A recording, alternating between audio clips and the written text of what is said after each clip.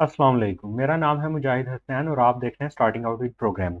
इस लेक्चर के अंदर हम देखेंगे कि हम स्ट्रीम इंसर्शन और एक्सट्रैक्शन ऑपरेटर को कैसे ओवरलोड करते हैं। स्ट्रीम इंसर्शन से मुराद है सी आउट और स्ट्रीम एक्सट्रैक्शन से मुराद है हमारी सी इन। तो सबसे पहले तो इसका बेसिक साइंटेक्स देख लेते हैं और बेसिक साइंटेक्स से पहले ये भी देख लेते हैं कि इनको ओवरलोड हम करेंगे क्यों। अगर आप देखो तो हमारे पास सपोज कर लें अगर इंटीजर का कोई एक सिंपल वेरिएबल है int x is equal to 2।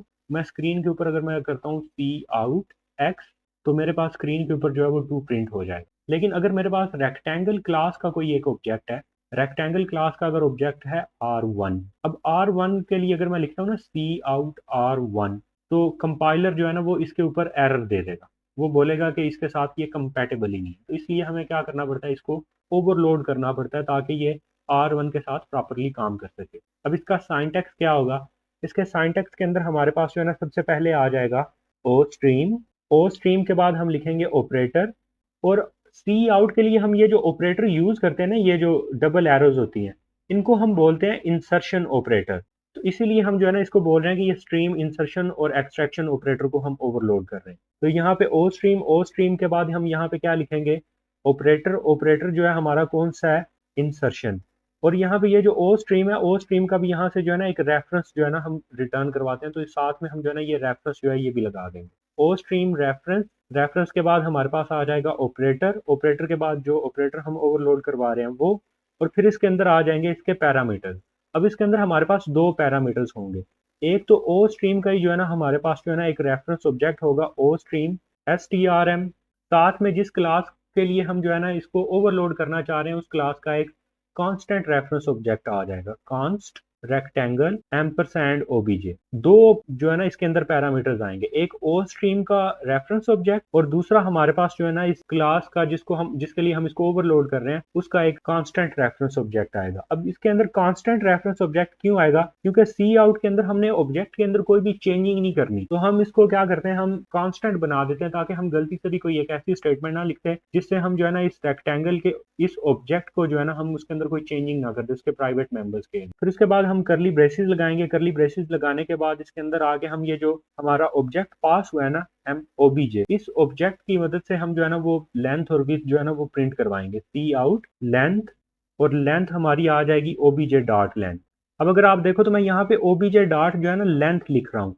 तो इसका क्या मतलब है कि यहाँ पे मैं अपने प्राइवेट मेंबर्स को एक्सेस कर पा रहा हूँ। तो अगर मैं अब यहाँ पे अपने प्राइवेट मेंबर्स को एक्सेस कर पा रहा हूँ तो इसका मतलब है कि ये जो मेरा फंक्शन है जिसको मैं ओवरलोड कर रहा हूँ ये मेरी क्लास का फ्रेंड फंक्शन होगा, ओबीजे डॉट विथ। और फिर एंड पे एक रिटर्न की स्टेटमेंट आ जाएगी, रिटर्न। इसमें हम कर देंगे STRM। अब ये STRM क्या है, इसको हमने ना तो यूज किया है और इसको फिर हम रिटर्न क्यों करवा रहे हैं और ये जो इसकी रिटर्न टाइप है, ये सारी चीजें जो है ना वो डिस्कस करते हैं। अब सबसे पहले तो ये समझ लें कि जैसे ही मैं लिखूंगा ना स्क्रीन के ऊपर cout insertion operator, insertion operator के बाद मैं यहाँ पे लिखूंगा R1, तो ये वाला जो फंक्शन है ना ये कॉल हो जाएगा, ऑपरेटर इंसर्शन ऑपरेटर वाला। इसमें ये जो मेरा सी आउट का ऑब्जेक्ट है ना, सी आउट का ऑब्जेक्ट जो है ना यहाँ पे ये एज पैरामीटर पास हो जाएगा, क्योंकि ओवरलोड मैं किसको कर रहा हूँ, इंसर्शन ऑपरेटर को। तो बेसिकली फंक्शन कॉल जो है ना वो इंसर्शन ऑपरेटर वाला हुआ है, ये फंक्शन है। और जो इसकी लेफ्ट साइड पे ये चीज आ रही है वो यहाँ पे जो है ना वो फर्स्ट पैरामीटर आ गया, और जो इसके राइट साइड पे चीज आ रही होगी वो यहाँ पे सेकंड पैरामीटर आ गया, यानी रेक्टेंगल का एक रेफरेंस ऑब्जेक्ट आ गया। अगर आप देखो तो ये R1 क्या है, ये रेक्टेंगल का ऑब्जेक्ट है। और ये सी आउट क्या है, ये सी आउट जो है ना ये ओ स्ट्रीम क्लास का जो है ना हमारे पास ऑब्जेक्ट है। तो ओ स्ट्रीम का ये जो ऑब्जेक्ट है ये यहाँ पे एज पैरामीटर ये भी आ गया, और जो क्लास का रेफरेंस ऑब्जेक्ट है वो भी यहाँ पे जो है ना एज पैरामीटर आ गया। अब इस फंक्शन के अंदर आके हमने क्या किया कि हमने उस रेफरेंस ऑब्जेक्ट के जरिए जो लेंथ और विड्थ है उसको प्रिंट करवा दी। और यहाँ पे ये जो सी आउट एज पैरामीटर आया था इसको हमने वैसे ही जो है ना वो रिटर्न करवा दिया, जैसे ही आया था इसको वैसे रिटर्न करवाया। अब ये इसको हमने ये क्यों किया, सपोज कर लें अगर मैं यहाँ पे लिखता हूँ cout R1 then insertion operator R2। अब सबसे पहले जो है ना वो सी आउट जो है ना वो ये वाला स्क्रीन के ऊपर आएगा। इससे क्या होगा, ये एज पैरामीटर जाएगा यहाँ पे STRM के अंदर। फिर उसके बाद जो साथ में दूसरा पैरामीटर है ये R1 जाएगा, और R1 जो है ये OBJ को मिल जाएगा। जैसे स्क्रीन के ऊपर जो है ना वो लेंथ और विड्थ R1 के लिए प्रिंट होगी, यहाँ से रिटर्न हो जाएगा STRM। अब STRM बेसिकली है क्या, ये सी आउट है जो यहाँ से हमने एज अ पैरामीटर पास करवाया। तो ये एस टी आर जो है ना, ये एस टी आर एम जो है ये यहाँ से रिटर्न होके यहाँ आएगा। तो ये जो तीनों चीजें है ना, इनकी जगह पे क्या लिखा आ जाएगा, सी आउट। तो सी आउट के बाद ये अब आगे क्या आ रहा है, इंसर्शन ऑपरेटर R2। तो यूं R2 के लिए भी जो है ना ये हमारा सी आउट वाला जो ऑपरेटर है ये कॉल हो जाएगा। अब ये हम कैसे करते हैं, ये जो हमने फंक्शन ये बनाया ना ये वाला, ये सारा फंक्शन हम क्लास से बाहर लिखेंगे, आउटसाइड दी क्लास लिखेंगे, यानी ये क्लास का मेंबर फंक्शन नहीं होगा।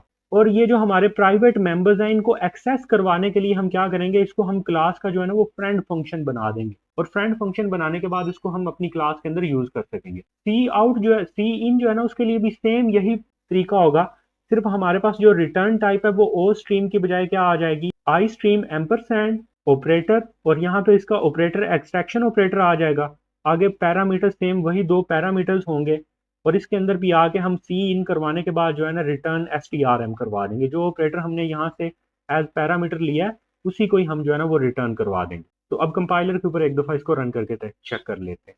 अब हम आ चुके हैं कंपाइलर के ऊपर, और कंपाइलर के ऊपर मैंने जो है ना एक प्रोग्राम लिखा हुआ है रेक्टेंगल का। रेक्टेंगल के अंदर दो इसके प्राइवेट मेंबर्स हैं, लेंथ और विड्थ। इसके पब्लिक के अंदर जो है ना इसका डिफॉल्ट कंस्ट्रक्टर, पैरामीटराइज कंस्ट्रक्टर और सेटर गेटर फंक्शन है। अब अगर सपोज कर ले मेरे पास यहाँ पे इंट मेन के अंदर जो है ना रेक्टेंगल का एक ऑब्जेक्ट है R1, और R1 के अंदर मैंने पैरामीटर्स पास करवाए हैं 4,5, यानी इसकी लेंथ और विड्थ है 4।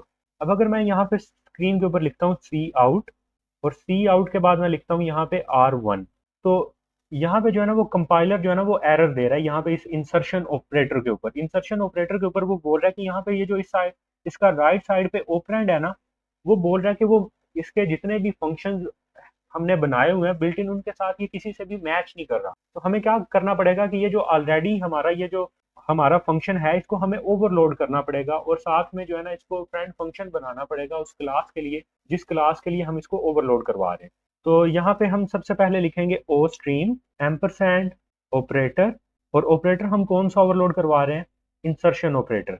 इंसर्शन ऑपरेटर के बाद हम इसके पैरामीटर्स लेंगे, और पैरामीटर्स हमारे क्या होंगे, सबसे पहले तो आ जाएगा ओ स्ट्रीम एम्परसैंड एसटीआरएम। इसका आप नाम चेंज करके एसटीआरएम से हटा के कोई भी रख सकते हो। दूसरा हमारा जो है ना इसी का ये कांस्टेंट रेफरेंस ऑब्जेक्ट आ जाएगा रेक्टेंगल क्लास का, जिसके लिए हम इसको ओवरलोड करें, रेक्टेंगल एम्परसैंड ओबीजे। और फिर इसके अंदर हम क्या करेंगे, अब हम इसके अंदर क्या करेंगे कि हम, अच्छा अब अगर आप गौर करो तो जैसे ही हमने ये फंक्शन अभी इसके बॉडी का पार्ट नहीं लिखा, तो जैसे ही हमने ये किया तो R1 के लिए जो है ना वो फौरी तौर पे जो एरर आ रहा था वो खत्म हो। अब हमने इसके अंदर जो है ना वो सी आउट की स्टेटमेंट से इसके जो प्राइवेट मेंबर्स हैं उनको प्रिंट करवाना है, सी आउट लेंथ, और लेंथ हमारी क्या आ जाएगी, ओबीजे डॉट लेंथ। अभी क्योंकि हमने इसको फ्रेंड फंक्शन नहीं बनाया ना, तो यहाँ पे आपको इसके प्राइवेट मेंबर्स जो है ना वो एक्सेसिबल नहीं हो। फिर उसके बाद आ जाएगा सी आउट विथ, और विथ को भी हम जो है वो प्रिंट करवा देंगे, ओबीजे डॉट विथ। लास्ट पे इसके अंदर एक स्टेटमेंट आएगी रिटर्न एसटीआरएम। अब उसके बाद हम क्या करेंगे, अब हम अपनी क्लास के अंदर जाएंगे, और क्लास के अंदर जाके इस फंक्शन को हम क्या बना देंगे, हम इसको फ्रेंड बना देंगे, फ्रेंड। और इसका हमारे पास जो प्रोटोटाइप है हम वो दे देंगे, और यहाँ से इसका जो फंक्शन का प्रोटोटाइप है वो हमने कॉपी किया। कॉपी करने के बाद यहाँ पे पेस्ट करके एंड पे सेमी कॉलन लगा दिया। याद रखें जब भी हमने सिर्फ प्रोटोटाइप लिखना है ना, तो एंड पे जो है ना हमने सेमी कॉलन लाजमी लगाना। अब ये हमारा जो फंक्शन है ये एज अ फ्रेंड भी डिक्लेयर हो चुका है, और हमने इसको जो है ना वो ओवरलोड भी करवा दिया है सी आउट वाले को। अब सिर्फ एक दफा इसको रन करके चेक करते हैं। अगर आप देखो तो स्क्रीन के ऊपर आउटपुट आ चुकी है, जिसमें लेंथ हमारी 4 प्रिंट हुई है और विड्थ हमारी 5 प्रिंट हुई है। अब एक दफा इसकी वर्किंग को अगेन हम देख लेते हैं कि इसने कैसे वर्क किया। सबसे पहले तो कंपाइलर जो है ना जैसे ही वो देखेगा ना लिखा हुआ है सी आउट इंसर्शन ऑपरेटर R1, तो जो इंसर्शन ऑपरेटर वाला फंक्शन होगा वो हमने यहाँ पे बनाया हुआ ऑपरेटर इंसर्शन ऑपरेटर। अब इसकी ये जो लेफ्ट साइड पे सी आउट है वो यहाँ पे एज पैरामीटर पास हो जाएगा इस एसटीआरएम को, और इसकी राइट साइड पे जो ऑब्जेक्ट है हमारे पास R1, वो यहाँ पे कांस्ट रेक्टेंगल एम्परसैंड ओबीजे को पास हो जाएगा। अब इस ओबीजे के जरिए हम जो है ना उसको स्क्रीन के ऊपर जो है ना उसकी लेंथ और विड्थ को प्रिंट करवा देंगे, और एंड पे जो हम ये सी आउट का जो रेफरेंस ऑब्जेक्ट हमने यहाँ पे पास करवाया था उसको रिटर्न करवा देंगे। रिटर्न क्यों करवाएंगे, ताकि जब ये स्टेटमेंट इतनी एग्जीक्यूट हो जाएगी ना, तो यहाँ पे जब वो एसटीआरएम यानी वो सी आउट रिटर्न होके आएगा, तो यहाँ पे अगेन सी आउट लिखा हुआ आएगा, और उसकी वजह से ये जो एंड एल है ये भी एग्जीक्यूट हो जाएगा। तो इसलिए हम क्या करते हैं वहां से एसटीआरएम जो है ना उसको रिटर्न करवा। अगर आप चाहो तो यहाँ पे आप सी आउट की बजाय ये जो एसटीआरएम है ना आप इसको यूज कर सकते हो, क्योंकि एसटीआरएम भी बेसिकली क्या है, वो सी आउट ही है जो यहाँ से हमारा एज पैरामीटर गया। आप चाहो तो यहाँ पे एसटीआरएम को भी यूज कर सकते हो। एक दफ़ा इसको भी हम रन करके चेक कर लेते हैं।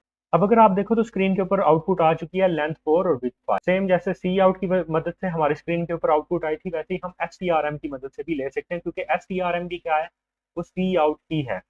अब हम क्या करते हैं, अब हम सी इन को जो है ना वो ओवरलोड करेंगे। सी इन को ओवरलोड करने के लिए हमारे पास आ जाएगा आई स्ट्रीम एम्परसैंड ऑपरेटर, और यहाँ पे आ जाएगा एक्सट्रैक्शन ऑपरेटर, और इसके अंदर हमारे पास पैरामीटर्स आ जाएंगे istream ampersand S T R M, और दूसरा हमारे पास यहाँ पे आ जाएगा रेक्टेंगल एम्परसैंड ओबीजे।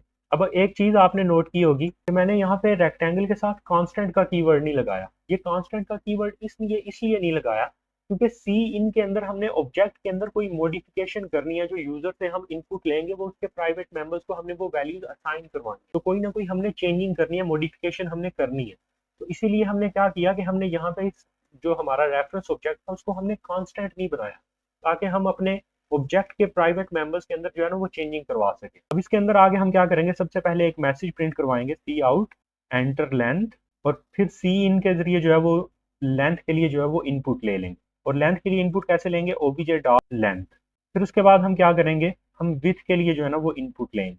अब विथ के लिए इनपुट हम पहले स्क्रीन पे मैसेज प्रिंट करवाएंगे एंटर विथ, फिर उसके बाद सी इन के जरिए जो है ना उसके लिए हम ले लेंगे इनपुट ले लेंगे ओबीजे डॉट विथ, और देन हम रिटर्न करवा देंगे इस एसटीआरएम को। अब लास्ट पे हम क्या करेंगे, हम इस फंक्शन को क्या करेंगे, हम इस फंक्शन को जो है ना वो अपनी क्लास का फ्रेंड फंक्शन बना देंगे, ताकि हम इसके अंदर जो प्राइवेट मेंबर्स हैं उनको एक्सेस कर पाएं। यहाँ पे मैं लिखूंगा फ्रेंड, क्लास के अंदर आके फ्रेंड के आगे मैं लिख दूंगा इस क्लास का प्रोटोटाइप, और इसको मैं बना एंड पे जो है वो सेमी कॉलन लगा दूंगा। अब क्योंकि ये फ्रेंड फंक्शन डिक्लेयर हो चुका है, तो फ्रेंड फंक्शन जो चीज़ डिक्लेयर हो जाएगी उसको मैं उसके अंदर जो है ना वो मैं क्लास के प्राइवेट मेंबर्स एक्सेस कर पाऊंगा। और अगर आप यहाँ पे देखो तो अब ये सीन के ऊपर ओबीजे डॉट लेंथ या ओबीजे डॉट विथ के ऊपर कोई भी एरर नहीं आ रहा। अब इसकी एक दफा डिमॉन्स्ट्रेशन चेक कर लेते हैं। एक तो ये जो मैंने पैरामीटर्स ऑलरेडी दिए हुए वो सी आउट के जरिए जो है ना वो इनपुट में चले जाएंगे। मैं सी इन के जरिए एक दफा R1 के लिए जो है ना वो अगेन इनपुट लूंगा, और फिर बाद में मैं उसको प्रिंट करवा दूँ। अब ये जो सी आउट की स्टेटमेंट है, ये R1 के लिए लेंथ और विथ की जो है वो इनपुट लेगी, फिर उसके बाद जो भी मैं R1 के अंदर लेंथ और विथ की इनपुट दूंगा वो मैं स्क्रीन के ऊपर प्रिंट भी करवाऊंगा, ताकि इनपुट और आउटपुट दोनों की डिमॉन्स्ट्रेशन हो जाए। अब इसको मैं रन करता हूँ एक दफ़ा। अब अगर आप देखो तो स्क्रीन के ऊपर सबसे पहले तो वो लेंथ और विड्थ प्रिंट हुई है जो मैंने पैरामीटर्स के अंदर दी थी, और यहाँ पे एंटर लेंथ के आगे कर्सर जो है ना ये भी आया हुआ। अब अगर मैं इसकी लेंथ एंटर करता हूँ 10 और इसकी विड्थ एंटर मैं करता हूँ 20, तो स्क्रीन के ऊपर इसकी जो लेंथ और विड्थ है ये दोनों प्रिंट हो जाएंगे, जो मैंने सी इन के जरिए जो है वो इनपुट में दिए। तो यूं हम अपने जो है ना वो क्लास के अंदर सी इन और सी आउट को जो है ना वो ओवरलोड करते हैं।